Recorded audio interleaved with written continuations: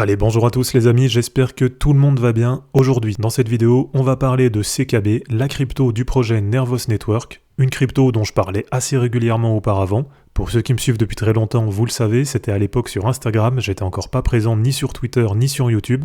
Donc moi je l'avais découverte en début d'année 2021 quand elle avait été listée sur Binance, c'était à peu près par là, c'était fin janvier, début février. Et c'est vrai que j'en avais acheté directement, et j'avais réussi à plutôt bien négocier le bullrun 2021 avec CKB. Donc j'avais revendu pendant la phase de descente, mais j'avais revendu assez haut. Et c'est vrai que depuis, j'en ai pas forcément beaucoup reparlé. Alors sur ma chaîne, j'ai retrouvé quelques vidéos dans lesquelles je parle de CKB. Mais ce qui m'a frappé, c'est qu'assez récemment sur Twitter, je vous ai demandé, alors je sais plus c'était quand exactement, mais en tout cas je vous avais posé la question de savoir quelle crypto avait pour vous un très gros potentiel pour le prochain bullrun. Et j'ai vraiment été étonné du nombre de réponses qui me disaient CKB. Donc dans cette vidéo, on va déjà reparler rapidement du projet, je vais vous montrer quelques datas, et je vais aussi surtout vous donner aujourd'hui mon avis dessus, et éventuellement ce que selon moi on peut en attendre pour la suite. Et avant de commencer cette vidéo les amis, si vous appréciez ce que je fais, pensez à vous abonner, ça fait toujours plaisir. Et pour ceux qui veulent aller plus loin et préparer le prochain bullrun, je vous attends dans le groupe Telegram Crypto Wolfgang, et vous avez le lien dans la description de la vidéo.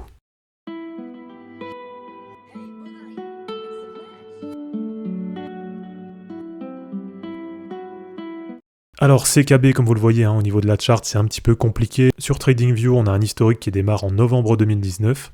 Et comme vous le voyez, on est aujourd'hui quasiment sur un bottom, donc on est presque sur le point bas de CKB.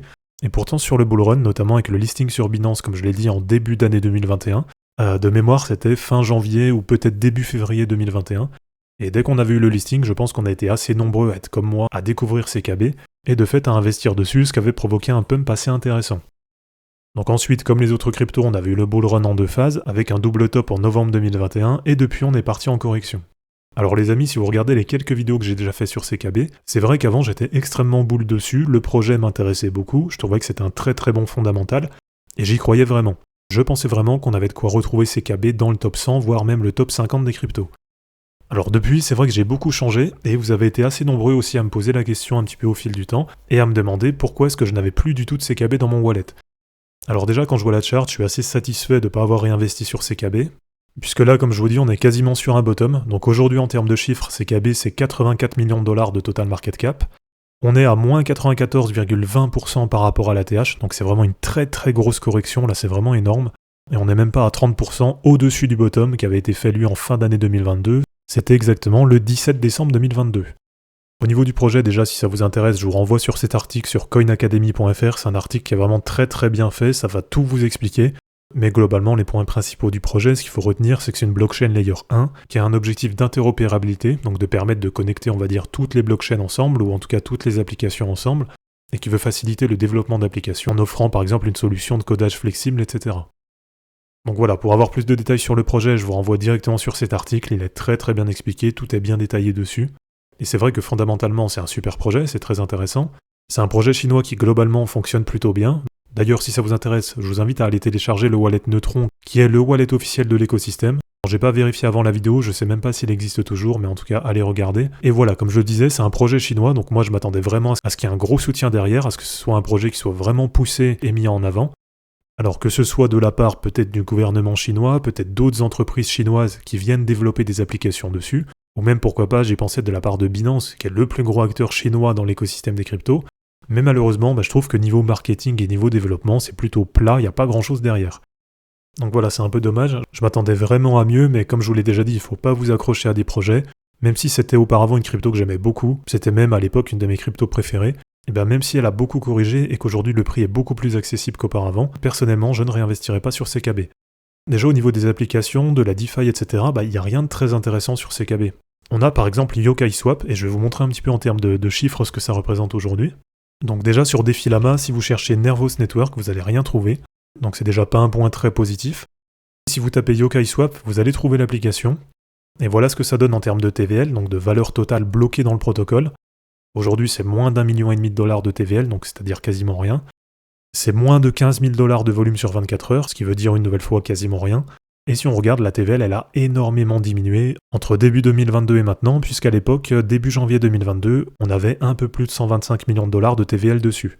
Donc voilà, c'est du divisé par 100, et si on met ça un petit peu en relation avec l'évolution de prix sur CKB, on a vu que l'ATH c'était 0,04 $ le 31 mars 2021, moins 94% dessus, Ce qui veut dire qu'on a quasiment un prix qui a été divisé par 20 depuis.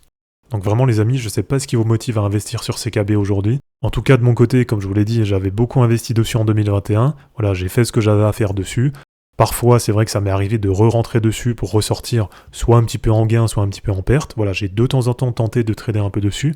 Mais globalement, pour du long terme, là aujourd'hui, il n'y a rien qui m'attire, il n'y a plus rien qui me fait envie sur CKB. Donc voilà, j'aimerais bien avoir votre avis là-dessus, savoir pourquoi vous êtes si nombreux à répondre CKB quand on vous demande quelle crypto va exploser au prochain bull run. Personnellement, je pense que son temps est déjà fait. Comme vous le savez, je pense que quand on a ce genre de chart sur une crypto, derrière ça ne fonctionne pas très bien. Pour le prochain bull run, là j'attends pas grand chose sur CKB. C'est vrai que ces derniers temps, il y a quand même eu une petite remontée dessus, assez intéressante en début d'année 2023. Mais depuis, ça a de nouveau corrigé. Donc là, sur ce niveau, il y aura une très grosse résistance à franchir sur le prochain bull run. Et globalement, moi, ce que j'en attends au maximum, ça va être de venir chercher ce niveau, donc sur les 0,786 de Fibo, ou vraiment au mieux, s'il y a un bull run exceptionnel, de venir sur ce niveau, sur les 0,618 de Fibo à 0,017. Donc voilà, c'est vraiment une analyse technique très très simple aujourd'hui, mais sur le fondamental, il n'y a plus rien qui m'intéresse sur CKB, donc dites-moi dans les commentaires un petit peu pourquoi est-ce que vous êtes tous attirés par CKB maintenant. Et globalement, quand on regarde en termes d'activité, en termes de marketing, en termes de chiffres, il n'y a rien de très intéressant qui peut nous pousser à investir dessus.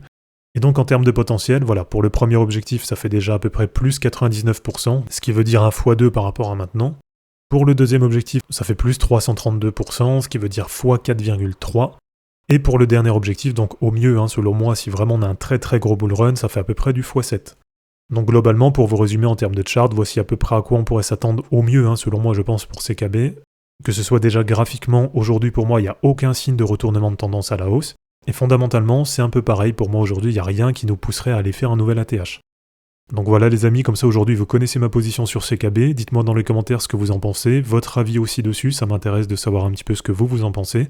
J'espère en tout cas que cette vidéo elle vous aura plu. N'hésitez pas à l'aimer, à la commenter et à vous abonner pour en suivre d'autres. Dans la description de cette vidéo, vous allez retrouver tous les liens utiles et les liens pour me soutenir. On se dit à bientôt pour une prochaine vidéo, et en 2023, ne capitulez pas, car les fortunes se créeront en portant vos burnes. Ciao.